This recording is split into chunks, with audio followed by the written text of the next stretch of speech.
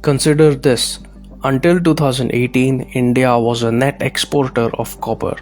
Its export of refined copper products for the year 2017 to 18 was 3,78,555 tons. However, it fell down drastically to 47,917 tons in 2018 to 19. Replying to an unstarred question, Commerce and Industries Minister Piyush Goyal said that the domestic production and exports of refined copper declined due to the closure of Sterlite Copper Smelter Plant in May 2018. Sterlite, which has an annual production capacity of 4 lakh tons per annum, accounted for 40% of the country's total copper production. On the other hand, Pakistan's copper exports to China stood at $787 million in 2021, up from $35 million in 2017. That's more than a 2100% increase. Pakistan's copper exports has been unprecedented since the closure of Sterlite. This is not to convey that Sterlite's closure was a doing of China or Pakistan. However, it does tell us how a social unrest fomented by dubious NGOs in the southern town of Tamil Nadu was taken advantage of by these two countries. Similarly, the Neutrino project has been facing protests due to the fear-mongering and peddling of misinformation by dubious environmental NGOs. A frenzied campaign by a bunch of NGOs, the media, and social media influencers got the woke elites of Mumbai to hit the streets and stall the metro car shed project. And it's not just the development projects of the BJP government. The Kudankulam nuclear power plant faced similar hurdles when the Congress-led UPA was in power. All these protests have something in common. They are protests supported or spearheaded by activists who either have their own organizations or are supported by the ones which are foreign funded. Western donor agencies have propped up a huge squadron of NGOs and think tanks to work on issues ranging from human rights to the environment.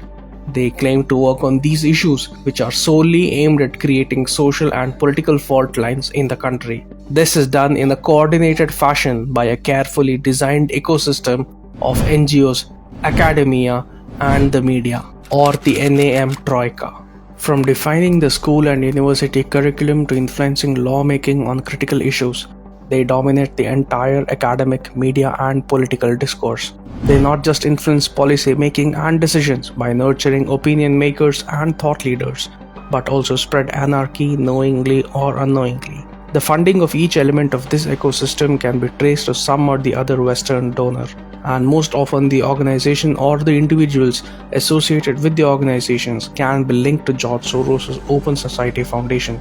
OSF has pumped money directly and indirectly into organizations opposing India's national interests such as Amnesty International, Oxfam, etc.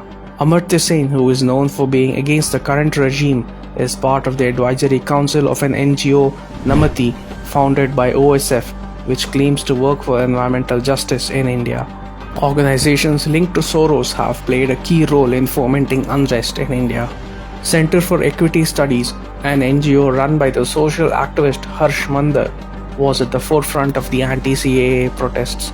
Not just organizations, individuals are also part of the agenda. They write articles for certain news portals, give interviews, participate in panel discussions, tweet, protest, and engage in other activities that would keep them in the limelight. These are most often left-leaning intellectuals who get projected as activists, claiming to represent the marginalized and the voiceless. The media is the vehicle on which all these people ride to engineer social unrest. All the elements part of the NAM Troika scratch each other's back to help them promote themselves at the cost of lives and livelihood. Let us take the example of the Sterlite protests. FCRA NGOs with foreign donations along with activists and a certain section of media houses came together to shut down Sterlite. The government of India has taken various measures to prevent the NAM Troika from exploiting the democratic structure of the country. The Home Minister has cancelled the FCRA licenses of 1,900 NGOs in the last 5 years. In order to prevent the misuse of foreign funds, the Modi government in 2020 brought an amendment to the Foreign Contribution Regulation Act that will sound the death knell for dubious NGOs. The latest amendments have disrupted the nexus between NGOs and certain evangelical and separatist groups. We are a country that is governed by the rule of law, And in a country governed by the rule of law, institutions upon which power is bestowed by the people and the constitution should have the right to fulfill the developmental aspirations of the people and deliver justice, not by those whose source of revenue are questionable.